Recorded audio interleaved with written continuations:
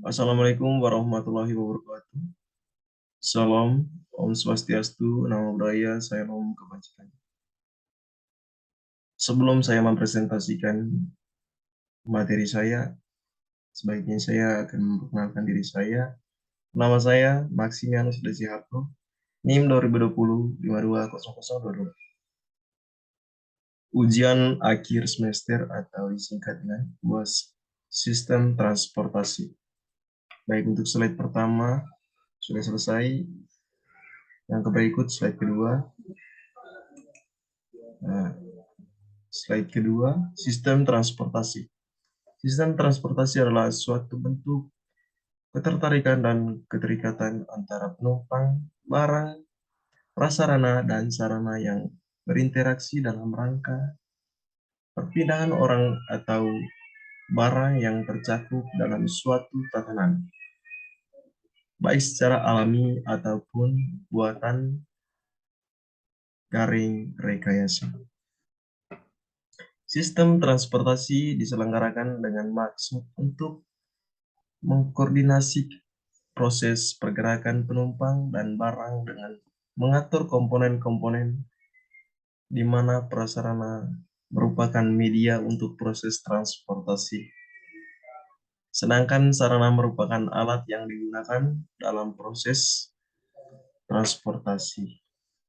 Tujuan dari sistem transportasi adalah untuk mencapai proses transportasi penumpang dan barang secara optimum dalam ruang dan waktu tertentu, dengan mempertimbang faktor keamanan, kenyamanan, dan kelancaran serta efisien,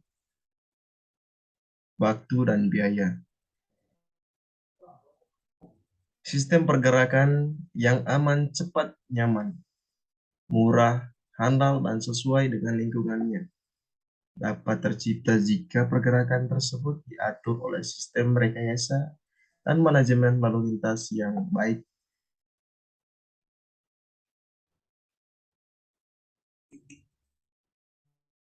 Slide ketiga, pengertian sistem transportasi.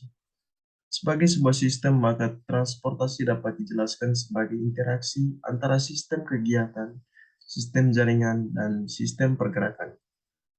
Interaksi antara kegiatan manusia dan jaringan transportasi melahirkan pergerakan manusia atau barang dalam bentuk pergerakan kendaraan. Nah, untuk slide ketiga sudah selesai.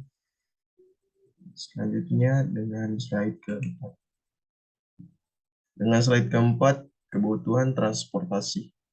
Kebutuhan akan pelayanan transportasi bersifat sangat kualitatif dan mempunyai cara yang berbeda-beda sebagai fungsi dari waktu, tujuan perjalanan, frekuensi, jenis kargo, atau muatan yang diangkut, dan lain-lain. Layanan transportasi yang tidak sesuai dengan kebutuhan pergerakan. Penyebab sistem transportasi tersebut jika digunakan mubazir. Ciri ini membuat analisis dan peramalan kebutuhan pergerakan menjadi semakin sulit. Nah, kebutuhan pergerakan bersifat sebagai kebutuhan turunan atau derived demand. Pergerakan terjadi karena adanya proses pemenuhan kebutuhan yang merupakan kegiatan harian. Setiap lahan atau tata guna lahan mempunyai ciri teknik tersendiri yang menentukan jenis kegiatan yang cocok di lokasi tersebut. Beberapa ciri teknik yang sering dipakai adalah kondisi topografi. Di antara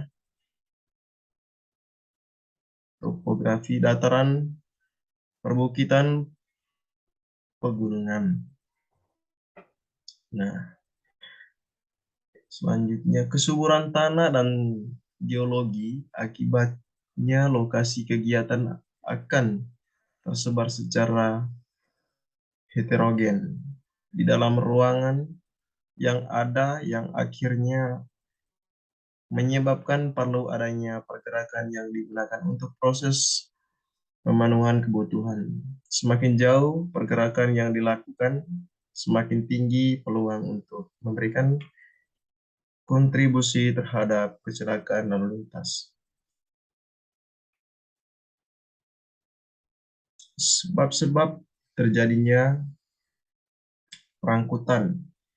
Yang pertama, aktivitas ekonomi, aktivitas sosial, aktivitas pendidikan.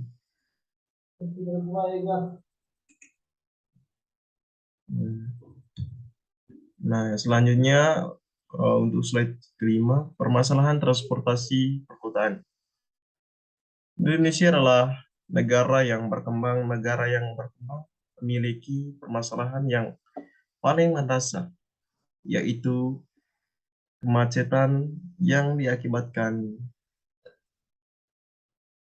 berburuknya sistem transportasi.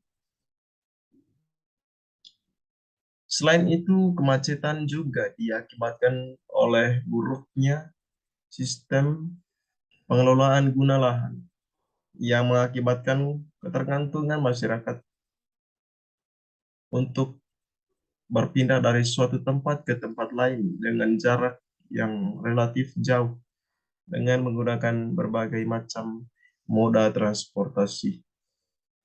Adanya angkutan umum sebenarnya dapat mengurangi penggunaan kendaraan pribadi. Namun karena kurangnya perhatian pemerintah terhadap pengelolaan angkutan umum ini, maka dalam relasinya tidak dapat berjalan dengan optimal. Kinerja, kenyamanan, dan keamanan dalam angkutan umum masih dinilai kurang sehingga masyarakat lebih memilih menggunakan kendaraan pribadi. Ada 8 langkah yang bisa dilakukan dalam menangani permasalahan transportasi yang ada di perkotaan, antara lain yang pertama, A. Mengubah teknologi transportasi. B. Mengubah teknologi informasi. C. Mengubah ciri kendaraan. D. Mengubah ciri ruas jalan. E. Mengubah konfigurasi jaringan transportasi. F. Mengubah kebijakan kelembagaan. G. Mengubah perilaku perjalanan. H. Mengubah pilihan kegiatan. Nah, inilah 8 permasalahan transportasi yang ada di perkotaan. Nah, yang berikut slide ke-6. Kebijakan untuk peningkatan kualitas dan kapasitas pelayanan transportasi guna mendukung kelancaran distribusi barang dan jasa serta sentara produksi, pertanian, dan industri. B. Kebijakan untuk mendorong efisien pergerakan barang dan penumpang terutama terkait penegakan hukum, retribusi, penataan jaringan, dan izin trayek. C. Kebijakan dalam hal peningkatan kualitas pelayanan angkutan yang lebih berdaya saing, baik antara moda atau intermoda. D. Kebijakan untuk mengembangkan pengadaan transportasi umum dengan harga yang terjangkau serta memiliki nilai efisien yang tinggi di mana pada wilayah metropolitan lebih dikhususkan pada rail, bus, dan wilayah perkotaan bus, bus. Kebijakan dalam hal pemenuhan seiring semakin berkembangnya teknologi secara ketentuan internasional. Slide ke-7, lalu lintas dan angkutan jalan. Lalu lintas dan angkutan jalan merupakan hal yang penting dalam meningkatkan mobilitas sosial masyarakat. lalu lintas dan angkutan jalan, singkatnya LLAJ, merupakan hal yang sangat dengan masyarakat. Setiap waktu masyarakat harus bergulat dengan angkutan jalan dengan bermacam-macam kepentingan. Menurut Undang-Undang Republik Indonesia Nomor 22 Tahun 2009 tentang lalu lintas dan angkutan jalan. Lalu lintas dan angkutan jalan mempunyai peran strategis dalam mendukung pembangunan dan integrasi nasional sebagai bagian dari upaya memajukan kesejahteraan umum sebagai diamatkan oleh Undang-Undang Dasar Negara Republik Indonesia tahun 1945. Sebagai bagian dari sistem transportasi nasional, lalu lintas dan angkutan jalan harus dikembangkan potensi dan perannya untuk mewujudkan keamanan, kesejahteraan, ketertiban berlalu lintas, dan angkutan jalan dalam rangka mendukung pengembangan ekonomi dan pengembangan ilmu pengetahuan dan teknologi, otonomi daerah, serta akuntabilitas penyelenggaraan negara. Slide ke-8. Menurut Undang-Undang Republik Indonesia Nomor 22 Tahun 2009 tentang lalu lintas dan angkutan jalan, dalam rangka pemberdayaan dan pengembangan industri di bidang lalu lintas dan angkutan jalan, ditegaskan bahwa pemerintah berkewajiban mendorong industri dalam negeri antara lain dengan cara memberikan fasilitas, insentif, dan menerapkan standar produk peralatan lalu lintas dan angkutan jalan.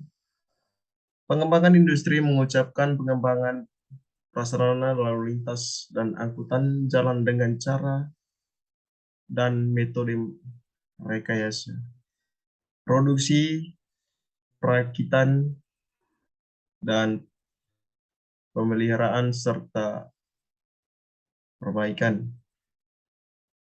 Berdasarkan Undang-Undang Nomor 38 Tahun 2004 Pasal 5, peran jalan terbagi menjadi 3, antara lain. Yang pertama, sebagai bagian prasarana transportasi mempunyai peran penting dalam bidang ekonomi, sosial, budaya, lingkungan hidup, politik, dan hankam, serta dipergunakan untuk sebesar-besar kemakmuran rakyat. Sebagai prasarana distribusi barang dan jasa, merupakan urat nadi kehidupan masyarakat, bangsa, dan negara. Yang ketiga, merupakan satu kesatuan sistem jaringan jalan menghubungkan dan meningkatkan seluruh wilayah Republik Indonesia. Yang ke-9, nah untuk slide yang ke-9 sudah selesai.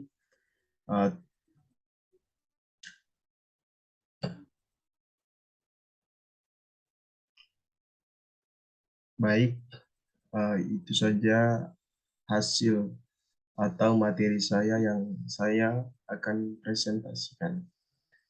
Terima kasih untuk Bapak dosen yang telah memberikan tugas dalam bentuk PowerPoint, dan tugasnya saya sudah mengerjakan dan sudah mempresentasikan. Sekali lagi terima kasih.